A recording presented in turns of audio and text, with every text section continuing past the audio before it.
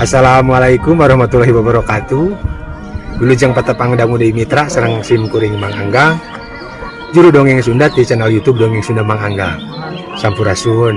Hatur nuhun para mitra anu parantos manco dongengna sareng maparin like sareng komentarna, mudah-mudahan kasayanana dibalas ku Gusti Allah ku kasayan-kasayan anu langkung ageng tinu dipasikeun ka Mang Angga.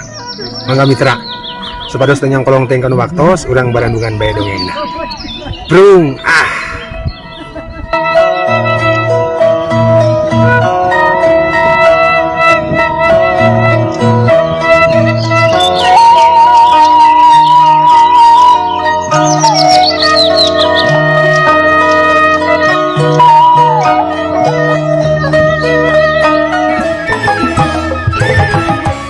nyokot sapunyere tur tanta parah deui langsung dirojokeun kana eta panon. Tapi oro kaya analas teh eta jurig ngiliwuri teh malah mabur ngaleungit. Hag sia sioneun meureun ari bocos atawa lolong mamatana tah ceuk Husni. Geus kitu sarengesena jurig hulu leungit tina lalangit imah. Anu golombrang teh di dapur sada anu ngagolombrang. Terus brong-brang mata gandeng kadenge sora nu nakolan parabot dapur meuni rame sigarek doger weh. Kabeh parabot di dapur kadenge sora ditarakolan. Dina kaayaan anu samodel kitu mitra weg gue hate Husni ambek. Pok ngomong, "Mangga skehed. Urugan imah sekalian. Daripada brong-brang tepuguh mah bisa dibabukan ku nyere gara ku dewek yo. Mending nganggu sia ka bangsa manusia teh. Si katu mikir da beda alam. Bet dewek ketara ieu ngaganggu ka bangsa marane atuh. Can pernah dewek neke atawa ngeleketek jeung ngagandengan di alam bangsa isi lain." Kitu pokna sabari balacet we Husni lumpat ka dapur bari jeung leungeun nyekelan sapunyere. "Awas ya."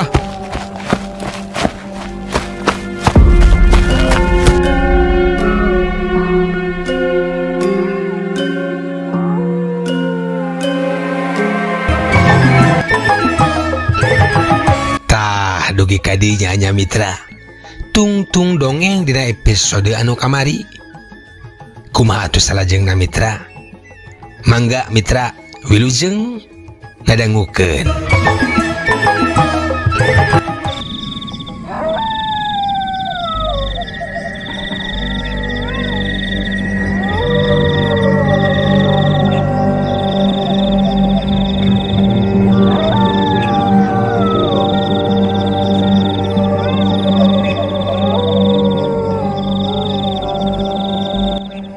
Mitra kaum dangu barang nepi ka dapur jep weh. Sora-sora teh ngadadak jempling. Alah siah, jempe geuning. Antukna Husni jadi kutuk gendeng sorangan. Awaing ku keheul, sot sapunyere ditunda digigireun, kop leungeun ngarawu uyah. Paragi masak di dapur nu geus teu astra dipake tayona mah da tara di tempatan ieu imahna oge. Terus we di parancahan ku maca bismillah 40 balikan disana paskeun. Laju kepoh-kepoh ditiupan kalawan saterusna diawurkeun ka ruangan dapur. Nah tuh mitra rengse Husni ngawurkeun uyah ana beledeg teh. Maksud teh ana beledag teh panto kacai ngabeledag sada dibantingkeun satakar kabeh mitra. Rengse Husni ngawurkeun uyah ana beledag teh panto kacai ngabeledag sada dibantingkeun satakar kabeh mitra. Geus kitu panto nu kaluareun imah jalan dapur oge sarua aya nu ngabantingkeun satakarna. Husni ukur gogodeg sabari ngagarentes jero hatena. Na aya ku balontong teuing nyari jin. Dah kumayu pisan ngadon ngaganggu pisan. Sabodo teuing maraneh rek ambok ka kami oge sabodo. Kitu gerantos sate Husni dina mangsa harita mitra. Leos weh manehna ngaleos deui ka patengahan imah. Sakalian bari nutupkeun heula panto nu katingali geus muka gara-gara ditubruk ku jurig teh ya. Teuing jurig teuing jin, Husni can pati yakin.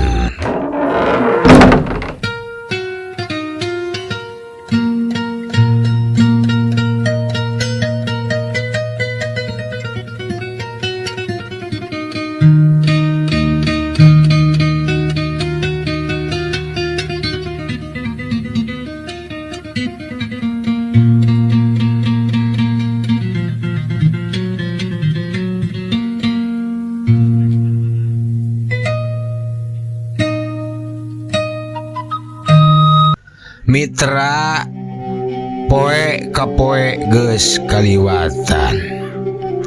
Ti sapra kajadian harita imah teh jempling taya aya gangguan deui. Samalah geus aya kana 13 poe na Husni mondok di imah kosong milik Pak Haji teh. Kosong teh lain kosong ku parabot, da parabot mah komplit. Kosong teh geus dari tempatan kusabab Pak Haji teh pindah ke tengah lembur imahna teh.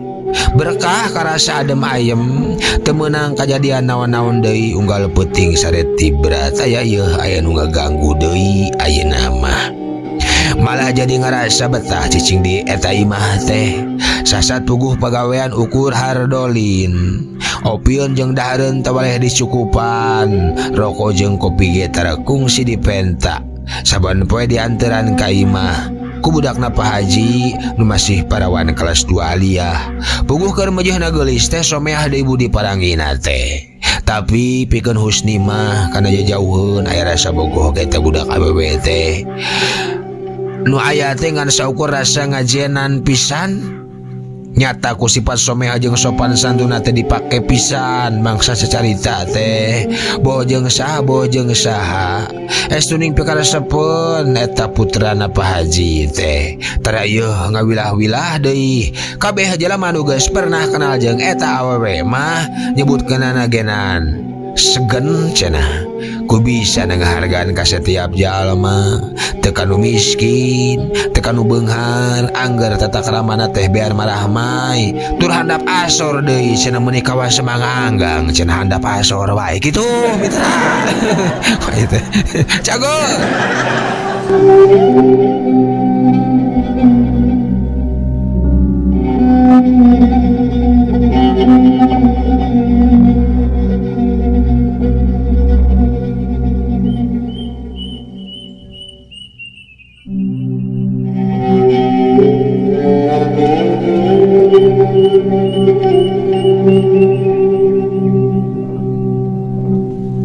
Rai poe ganti peuting teu karasa nyicingan imah kosong teh geus nincak kana 17 poena. Angkaan Husni rek 2 minggu teh geus aya liwatna puguh Pak Haji kalah nitah sabulan nungguan imah kosong teh. Da cenah pedah percaya ka ujang mah. Jeung deui cenah tisaprak dicicingan ku manehna, imah teh asa jadi betaheun jeung asa cahayaan. Teu nari kolot kawas ti heula. Mangsa can dicicingan ku dirina. Sedang ari keur Husni mah atoh we nu aya sugan jeung sugan buruhna gede. Kitu angkahanana keur mah geus betah deui tambah-tambah diburuhan nya atoh we nu aya. Poe ka poe mitra geus kaliwatan deui wae. Nyirarekna waktu beu teu karasa beurang deui peuting deui kalayan urang teu saladar yen dina nambahna poe teh umur ngurangan. Mitra kaum dangu nincak dina 25 poe anu geus kalarung. Harita meneran wancis haria kelayung. Husni keur ngalange we dina bangku hareupeun imah bari nyawang kalebah curug leuwih ka capi. Lila antang dipelong lebah curug teh karasa kana hate aya nu beda rasa jeung pirasat. Kanu batin oge sejen sabab ti palebah curug asa aya nu marhatikeun wae ka dirina. Ah bener rasa teu bisa dibohongan, sidik dati lebah curugna pisan. Aya sababaraha urang makhluk nu keur neuteup seukeut nelak-nelak ka diri aing. Siga nu hayang wawuh atawa hayang apa nu leuwih jauh kitu ka diri aing. Nah sahanya? Ceuk Husni dina jero hatena. Manehna teu apal jeung saha nama? Nah satunya eta makhluk teh. Nah jelema atawa ririwa? Beki antang ditenjo ti kaanggangan asa beki atra jelas katinggalina. Lain ngan saukur karasa wungkul ayeuna mah tapi nenjokeun teh jelas-jelas ebreh ngajirim mangrupakeun 3 makhluk kawas nu ngajang ngawaskeun ka manehna. Nya bener, sabodoh beda alam jeung kahirupan ieu. Jeung nu kareritu mah lain duru lain baraya teh balad-balad acan beurina ge. Mun teh maranehna hayang wawuh poe koe datang sorangan aing mah moal rek ngadoan ngadatangan. Asa ku teu guna gawe teuing barina ge kawas nu eueuh deui batur hirup di dunya teh. Kitu mitra garantos satena jung nangtung asup we ka jero imah. Saanggeus teka bawa ku pangaruh titinggalianana mah. Kitu maksudna mitra. Nu mungkin karasa berai wae. Mitra kaum dangu saasupna husni ka jero imah terus kacai niat rek bebersih sabab geus waktuna salat maghrib. Di luar jangjang peuting mimiting alingkup layu ngempur hurung di tebeh kulon luhureun gunung geus koleas reup-reupan nandakeun wanci berang tereh lekasan diganti ku poe kena peuting ngareureuhkeun sakabeh makhluk Gusti nu aya di alam pawenangan tina sagala rupa-rupa pacabakanana sewang-sewangan. Telilati kajauhan kadenge hawar-hawar sora adan maghrib mani malawung kawas nu milu jajab surupna panon poe nu leungit tukangeun gunung sora bangkong geus kadenge kungkang kongkong gang oge reang disarada deui kawas nu mapageun peuting ngageuing kahusni sangkan soson-soson pikeun eling kanu Gusti numur beng alam kagusti numur beng alam sangkan teu kajongjonan teuing ku poekna peuting nepi ka teling kanu ngaping ngajaring kahirupan.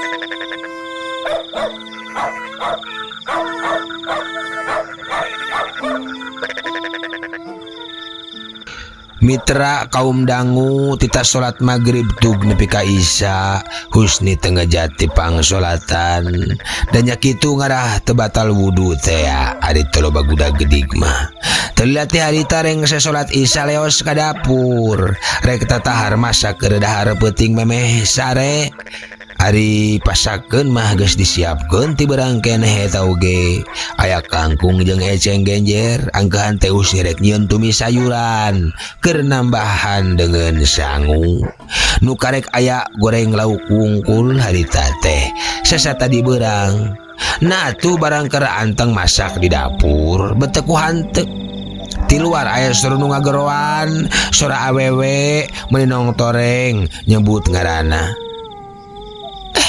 Kang Husni, Kang Husni, Akang Husni.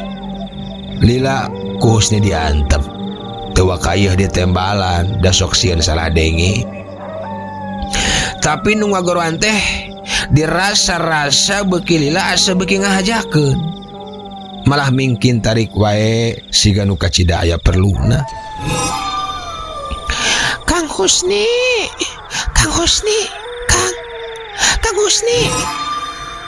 Atuh geus sidik kadenge kitu mah cetrek mareman kompor rikat Husni neang berai pantu hareup dibuka jurut turun kaburuan teteh eueuh sasaha di buruan teh nasaha atuh kuriling mah aku kurilingan neangan nu tadi ngageroan ngan oroka iya dalah diubek nepi ka kandang munding oge eueuh kalangkang najan satu da sidik pan tadi teh aya nu ngageroan deuh satu nu ngageroan dieu teh aya model kieu kajadian teh ceuk Husni gagadandangan sorangan teu ila tidinya mah selang sengkang sebau minyak malati meuni awun-awunan siak weh rasan Husni asa nyiak kaya jadi geman bulu punduk karasa muringkak awak jol-jol ngageter tepuguh keur sakadapan mah ngajanteng we manehna teh bari cicing teu nyieun tindakan naon-naon sabari ngararasakeun naon bae nu bakal tumiba ka dirina harita.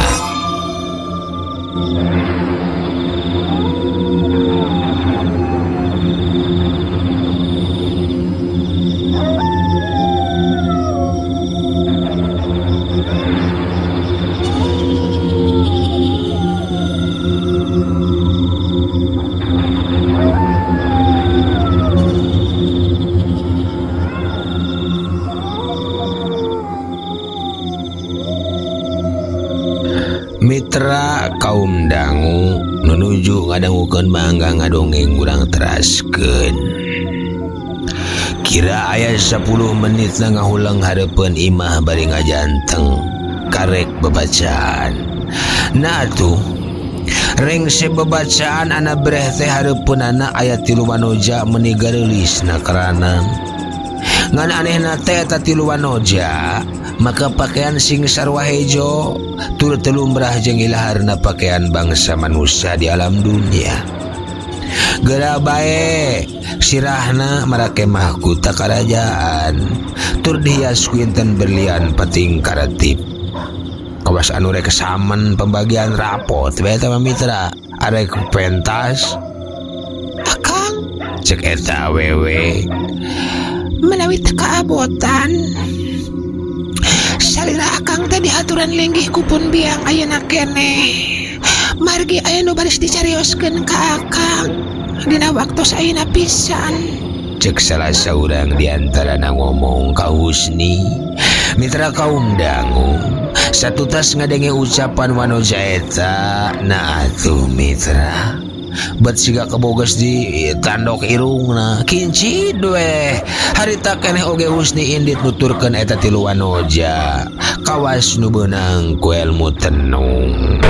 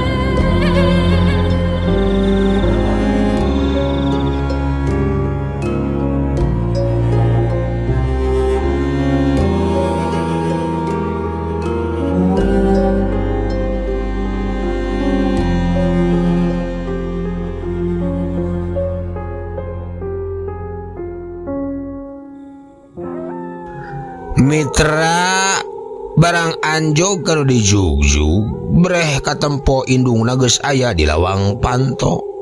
Lawang panto hiji wangunan anu kacida agrengna kalawan teu ngalobakeun deui catur. Husni laju dibawa ka jero eta wangunan. Anu di jero eta wangunan teh kacida pisan mewahna. Kursi ditaretes tina berlian. Kabeh pangeusi eta wangunan sing sarua mewah hese dimunyer beaskeunana. Husni terus dibawa ka ruang khusus siga ruang tamu. Gek mehna diuk dina kursi bari nyang hareupan meja anu kacida pinuh ku rupa-rupa katuangan siga nyambut kegeden bae. Teu lila ti dinyapok kadenge indung 3 wanoja eta ngamimitian nyarita ditujukeun ka Husni. Nembeannya ujang mah sumping ka dieu teh. Cenah bari kituna teh imut. Sakadapan Husni masih hokeun. Tong heran ujang. Da ieu teh bakal jadi milik ujang. Eta ge pami ujang karesa linggih di dieu. Tapi ujang kudu karesa ngawin 3 putri kaula.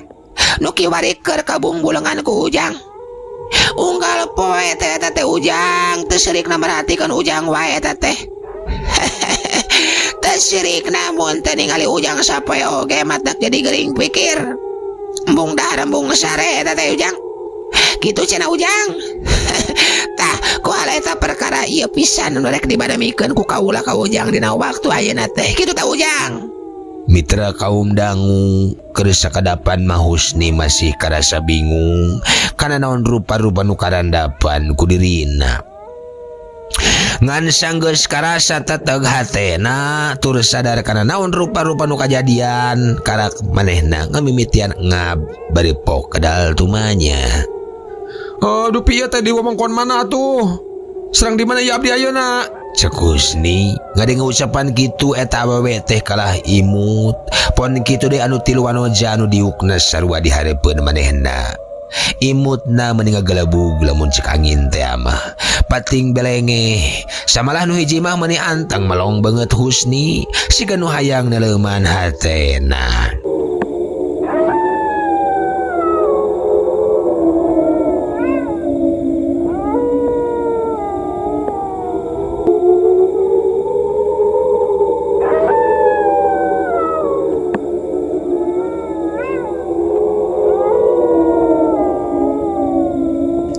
Mitra saterusna pok weh kadenge deui eta indung wanoja teh sacarita deui.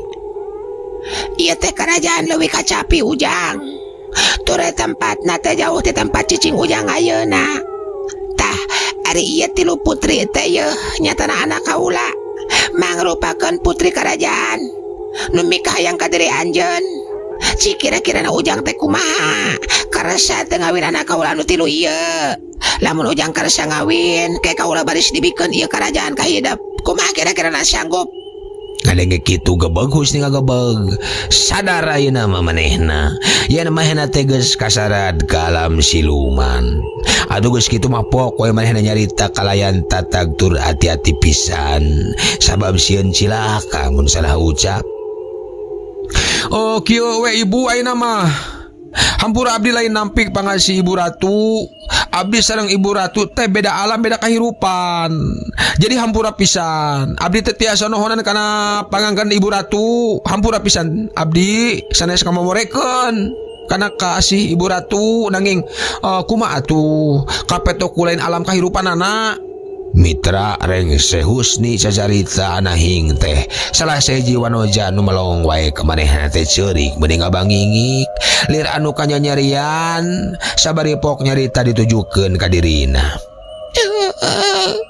Akang pami akang teu karasa ngawin kaula mending keneh paeh kaula mah kaula teu kuat mun kudu neruskeun ngemutan akang. Ceuk eta wanoja atuh lang we Husni teh ngahulang mitra ngahulang we sajongjongan mah nyangigir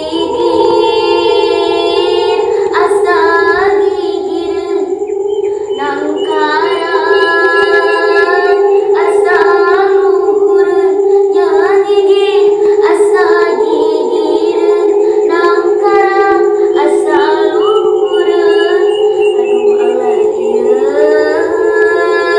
asa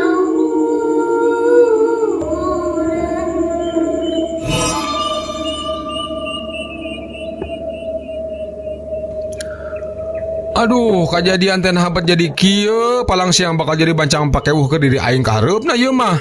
Cek Husni na jero hatena. Betekuhan teu nasib teh atuh ngadon dipikabogoh ku anak siluman aing mah. Cilaka. Kitu cek gerantas hate Husni harita bari gagaro kana sirahna. Mitra tapi sanggeus ngahulang saila-lila karek mahena muka deui omongan. Tos kieu we atuh ayeuna mah. Keur abdi mah tos bulet tekad moal rek ngawin bangsa anjeun. Ngan lamun anjeun resep ka kami hayu teh teuing rek milu mah. Asa syaratna ulah ngaberubahkeun ka diri anjeun jeung ka diri kami. Ngan kami rek nanya, saha nu dek ngilu ka kami? Nah rek tiluanana atawa rek salah sahijina? Mitra kaum dangu di antara nu tilu wanoja budak ratu teh aya anu saurang nyuh langsung kana lahunan indungna. Nyatana wanoja anu cerik tadi teh minangka anu kacida bogoheunana ka Husni. Eta wanoja cerik meuni aluk-alukan dina lahunan indungna minta izin pikeun ngilu ka Husni. Nu ngaranna indung atuh teu bangsa siluman teu bangsa manusia. Anggar kajah mah teu jauh geseh teu wudu ngijinan oge. Ade keur Husni mah mitra dina kayan kitu teh hatena mah teu diberean atoh saeutik-eutik acan. Sasat ngarumpak kodrat anu geus ditangtukeun ti ajalina. Nya kiprah manusia mah jeung manusia deui kapanan lain jeung jin atawa siluman. Mitra kaum dangu urang singkat we nya mitranya. Tutas diijinan kuno jadi indung nama Husni mulang kala manusia dibarengan ku eta wanoja teh ngan lebah wates alam antara alam siluman jeung alam manusia. Pok eta wanoja nyarita. Kang Husni, kaulah dek nyamun itu kangen akang. Muarek nembongkeun diri ka bangsa akang. Wujud kuring moal kajeung salianti ku jelema anu bersih hatena. Salianti dinyamah ngan ukur akang sorangan anu baris bisa ningali kuring. Akang nuhun kuring geus di izinan hirup babarengan jeung akang. Kitu pokna ka Husni bari jeung aya cenah mitra gitu. Cenah gitu. Nya tiwangkit harita mitra. Husni teh tewaleh ditutur-tutur ku manehna. Nepi aya kana 10 tahun lilana. Manehna mimilu we jeung Husni teh kalan-kalan mindeng nembongan jeung ngajak ngobrol. Tug nepi ka hiji waktu Husni panggih jeung hiji kolot nu ahli ibadah ngagem ilmu tarikoh. Harita Husni terus disareatan. Da ceuk kulawarga oge dulur-dulurna cenah Husni teh gelo sok rajin ngomong sorangan.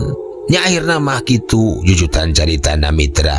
Disareatan pikeun dipisahkeun jeung eta wanoja. Ku jalan eta wanoja sina asup Islam tur dititipkeun ka hiji karajaan din Islam pikeun diajar ngeunaan ajaran Islam nu sabenerna.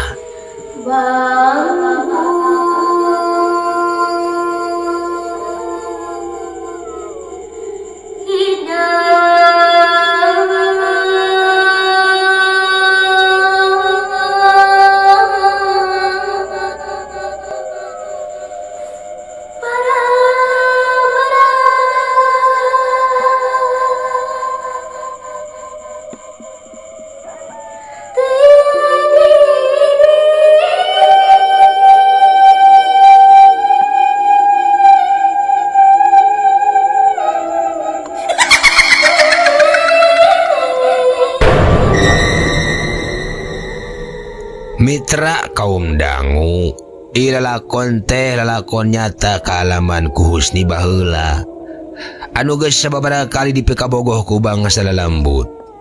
Ngeunaan lalakon lain nama Husni teu bisa nyaritakeun kusabab memang aya rahasia ngeunaan bangsa nu karitu anu teu bisa dibeunyeur beaskeun dipikanyaho ku kabeh manusia. Husni oge teu ngarti ngan meureun memang geus jadi katangtuan alam anu pada mibanda rahasiana sewang-sewangan. Ari pikeun Husni geunah teu geunah wawuh jeung bangsa nu kitu teh. Ari geunahna bisa nambahan katauhidan manehna ka Gusti Allah, tur jadi nambahan pangalaman hirup. Ari teu geunahna nyaeta sakepeung hirup teh asa di dua alam anu teu payus tur teu pantes dilakukan ku bangsa manusia. Anu pangageuri ati nama mahena sok disebut gelo ku baraya-baraya atau tetangga-tetanggana teh.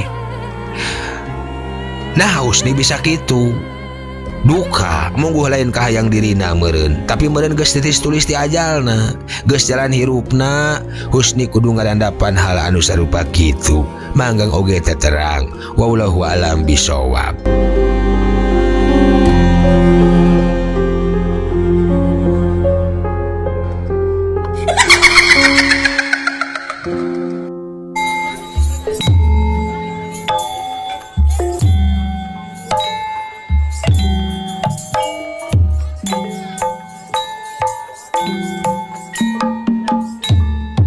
Palawargi kaum dangu dugi kadinya dongeng ditamatkeun. Mang Anggang ngucapkeun hatur nuhun kanu pangrojongna khususna ka subscriber dongeng Sunda Mang Anggang oge ka sadayana anu tos setia manco. Mudah-mudahan sadayana sararehat nya mitranya. Hatur nuhun komentar like oge tos manco dongengna mugia kasayanana dibalas ku Gusti Allah ku kasayan-kasayan anu langkung ageng tinu dipasikeun ka Mang Anggang. Nu moyok disambat, nu muji dihormat, anu ngejek dilelewe, anu haan